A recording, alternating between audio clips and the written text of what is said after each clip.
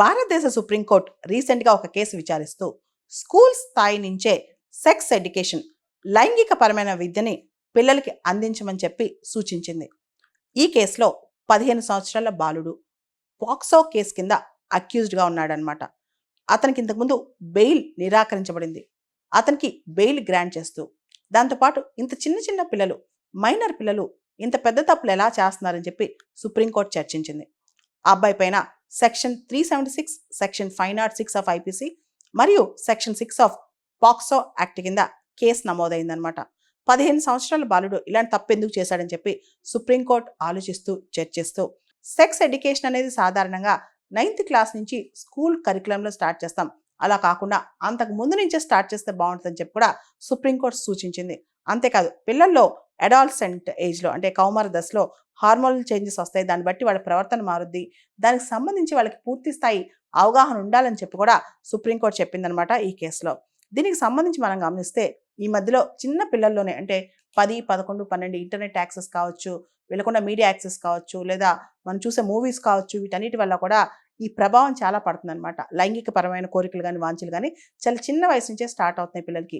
దాన్ని ఎలా బయట పెట్టుకోవాలో తెలియక ఇలా సెక్షువల్ అసాల్ట్స్ చేయటం, లేదా ఇతర పిల్లలతో మరియు సహచరులతో ఇండీసెంట్గా అంటే అబ్సీన్ ప్రవర్తన చేయటం, ఇలాంటివన్నీ స్టార్ట్ అవుతాయి అనమాట. ఇవన్నీ కూడా హార్మోనల్ చేంజెస్, వీటి వల్ల పిల్లల్లో కలిగే ఆలోచనలు. దాంతోపాటు పాత కాలానికి కొత్త కాలానికి చాలా తేడా ఉంది. ఈ తరంలో అన్ని పిల్లలకి అందుబాటులో ఉన్నాయి కాబట్టి వాళ్ళకి ఏది రైటు ఏది రాంగు తెలిసే వయసు వచ్చే లోపలే చాలా తప్పులు చేస్తున్నారు. దీనికి సంబంధించి స్కూల్ కరికులంలోనే పూర్తి స్థాయిలో వీళ్ళకి సెక్స్ ఎడ్యుకేషన్ అవేర్నెస్ ఉంటే కనుక ఇలాంటి తప్పులు తక్కువగా జరుగుతాయని చెప్పి కూడా సుప్రీంకోర్టు ఆలోచిస్తుంది అనమాట. ముఖ్యంగా ప్రస్తుత కేసులో 15 సంవత్సరాల బాలుడు సెక్షువల్ క్రైమ్స్ పాక్సో కేసు కింద తను బుక్ అయ్యాడనమాట. దానిలో మనం చూస్తే కనుక ఏ వయసులో సెక్స్ ఎడ్యుకేషన్ ఇస్తే అంటే పిల్లలకి భౌతికపరమైన బయాలజికల్ ఫిజికల్ చేంజెస్ వచ్చే వయసులో ప్యూబర్టీ వచ్చే టైంలో ఎమోషనల్, బాడీలీ మరియు హార్మోనల్ చేంజెస్ని పిల్లలు ఎలా హ్యాండిల్ చేయాలి అనే దాని మీద ముఖ్యంగా ఇలాంటి అవగాహన కనుక అందివ్వగలిగితే సెక్షువల్లీ ట్రాన్స్మిటెడ్ డిసీజెస్ కావచ్చు, చైల్డ్ సెక్షువల్ అబ్యూస్ కావచ్చు, లేదా అన్ఇంటెండెడ్ ప్రెగ్నెన్సీస్ కావచ్చు, ఇవన్నీ కూడా నివారించవచ్చు అనమాట.